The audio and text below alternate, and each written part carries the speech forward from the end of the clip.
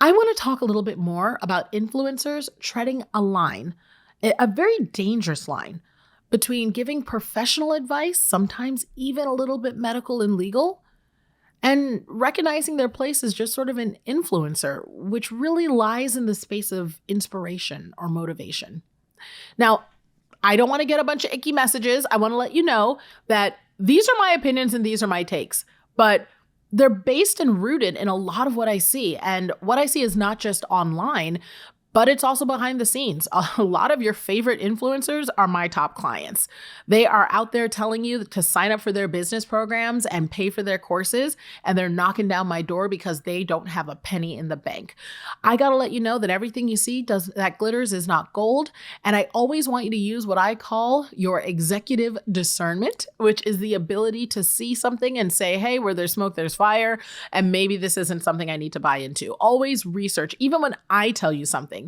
Look into it for yourself and make a call. Do not believe blindly. You deserve better than that. Now, when I talk about influencers treading this line, you know what I'm talking about. It's the influencer who's saying, hey, don't listen to doctors at all. Instead, treat yourself with a poultice of mayonnaise and herbs, in order to fix your cancer, or don't listen to your doctor about, your weight loss plan. Instead, forget that. Just see how you feel every single day and then drink 2 glasses of water and do 11 jumping jacks.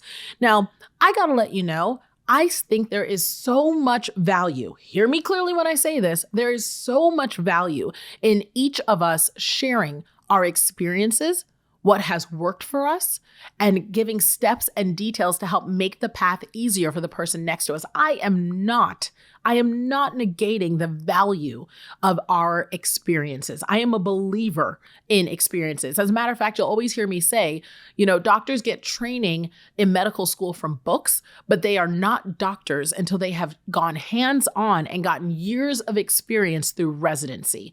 And the reason why is you don't want a doctor that's just gone through books. You want a doctor that's cut some people open a couple times, right? So I don't negate experience as being valuable, necessary, and required to give great advice. However, there are a couple categories where we probably shouldn't be absorbing content from just anyone. And those categories are, you can write these down: financial, legal, medical, and mental health.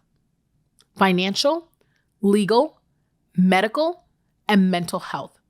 Now, it doesn't mean that influencers aren't able to contribute their personal stories to these areas, but make no mistake, your favorite influencer with 1 million followers who's telling you how you need to lose weight and work out every day is not the same level of qualification and credibility as someone who has dedicated their life, their money, their time, and has the legal licensure and the ability to be sued, which absolutely affects what they say and how they do it, as a professional.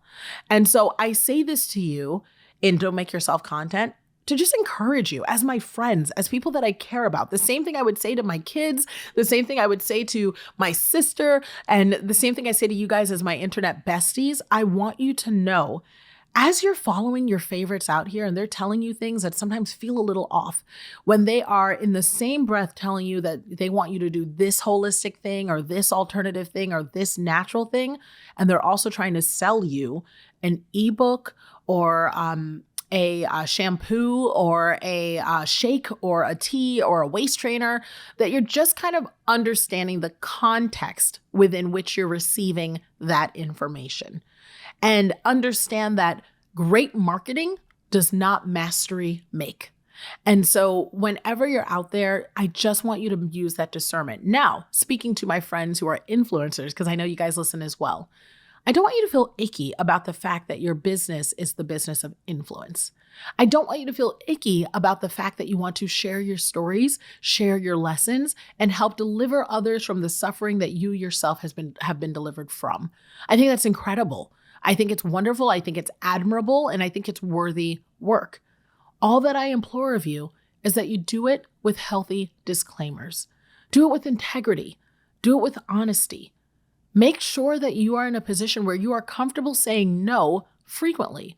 so that you aren't driven by the dollar to compromise yourself and your listener's heart and health.